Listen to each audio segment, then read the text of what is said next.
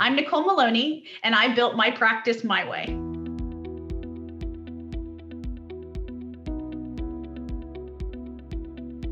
My name is Nicole Milone, and I am an LPL financial advisor, and I operate as an independent financial advisor with Money Counts, Inc. My husband and I started with my partner today as our financial advisor. So I started my financial career with the banks. So I worked for First Union, Wachovia, Wells Fargo. And we worked with my partner to help us understand. We were double income, no kids. What do we do with this income and how do we plan? What do all those things look like? And she helped us to plan for our family and gave us the knowledge as to whether I could stay home with my kids or not. That was important to my husband, and I wanted to know that I had the option should I decide.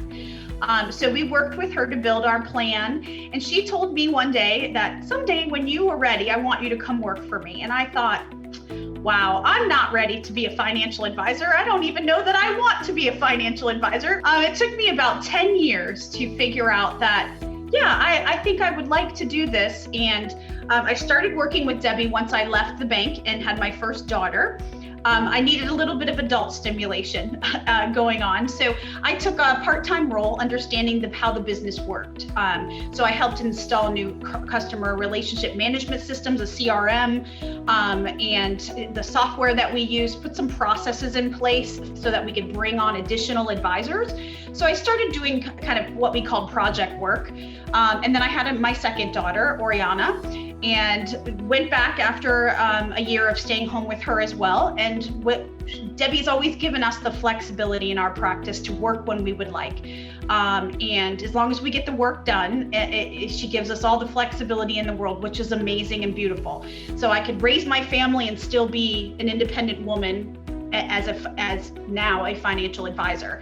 So I decided one day, I said, Debbie, if I'm going to do this with you, I think I should meet some clients. And so we did. 2 clients later, I signed up for my licenses. That was 8 years ago. I got my licenses and have been meeting clients ever since. We're all about empowering women, which is great, but we love also empowering working home moms, homemakers, people who are looking to get back into the workforce. As a mom, you are such a great project manager, and all the things that you do throughout the day to service your family, your children, yourself, all of that. So that plays well within our practice. We're very process driven in our practice. So as long as you can be taught a process and how to deliver the expectations that we have towards serving our clients, then you can pretty much pick up and complete your task and then share that task through our workflows or the systems that we have in place that help the entire team know where everyone is. We've been set up to work from an offsite location for almost 20 years now. That was one of the big visions that Debbie had, was being able to work anywhere so that you could service your client no matter where you were. So 2020 was not, it wasn't as difficult of a transition for us. The difficult part was the emotional piece around it, right? What is going on in our country? What is going on, in the world, and the concern that we had, not only for ourselves and our families, but also our clients. So we have an all-female practice. I believe women have a great ability to communicate with people. We're very process-driven as well. We want to make sure everyone is treated exactly the same, and we follow the same process for everyone. Being part of an all-woman practice means that we have a trust between us as women, that we know we're going to take care of our clients and take care of any situation that comes around. I don't know if it's that nurturing piece that we get as females. It's not only that we grow our practice, but we grow our individuals as well. So that's been a great part of being in an all-female practice. Everyone supports each other.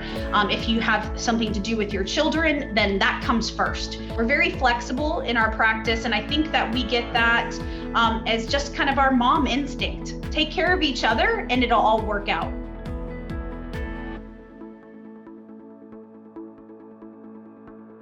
What would you like to accomplish financially? What will make you feel successful?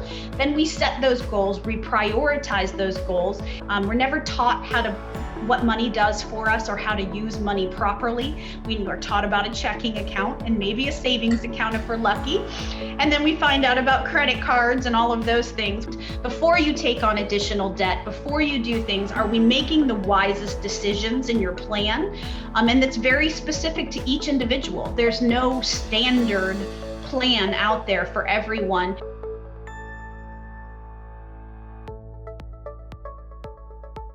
Being involved in my community is very important for me.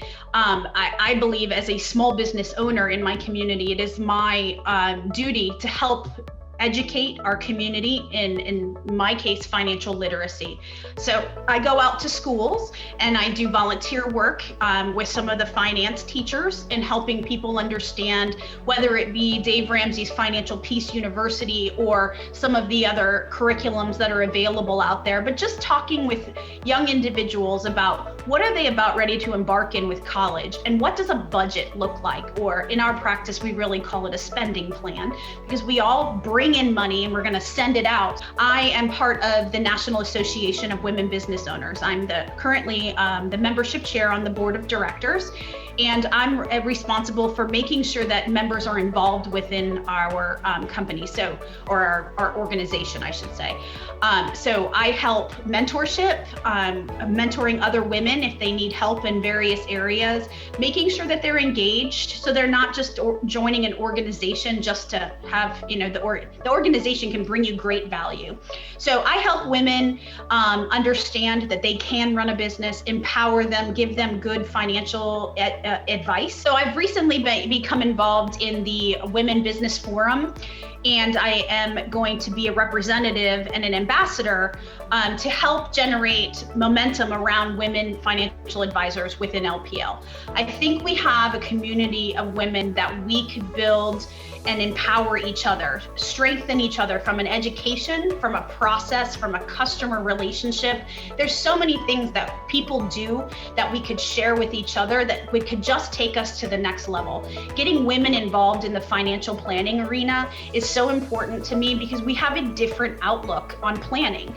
And it's just the behavioral nature between men and women approach it a little bit differently. And for me, I'm biased. I like the way that women approach financial planning.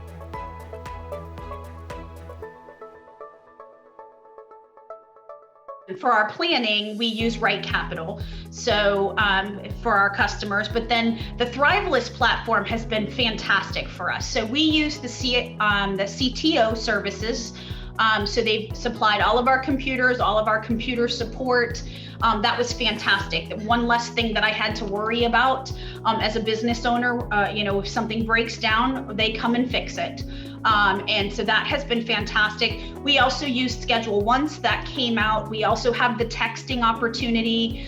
And so that's very important for our clients. No one wants to read email anymore. They want to just text really fast. So we use those platforms. I'm looking forward to using the CIO services in the future. I'm just not quite ready for that right now, but LPL has offered so many great services from financial planning, helping me. I have an advisory business resource. I use that coach on an ongoing basis to help me understand how I could be better serving my clients from an advisory perspective. So I've really tried to utilize all the tools that LPL has out there that I'm aware of. I'm sure there's more and more to come, and I just love the opportunity to help grow my practice and know that I have a partner within LPL that's going to help me do that. LPL supports us in running our own individual practice. And the one thing that I like is that the coaches that I spoke about, they share best practices that other advisors are doing, so that not only so I don't have to meet all of these advisors and strike up a conversation. I get to have the one touch point as a coach to say, here's some great ideas. Here's what I heard another advisor's doing. They share their best practices with us, and that has really empowered us to make some different decisions within our practice. But I love how they really do let you run your business, but give you the tools to run a successful business. We have a responsibility to help everyone. So I think that, do we have a responsibility to help women? You bet. And The more we help each other and support and empower each other, the more that successful you can be as an individual. I see no competition as a financial advisor. Everyone does something different, and I tell that to clients as well. Find the person that you can build a relationship with, that you can trust, and we all can be successful in this business. So I love finding other women financial advisors, learning from them, supporting them if they need help in some other areas. But I love to do that with anyone too. That's who I want to be known as, is someone who's out there helping, never hindering, always offering advice or trying to set goals to help people understand how to recognize your success.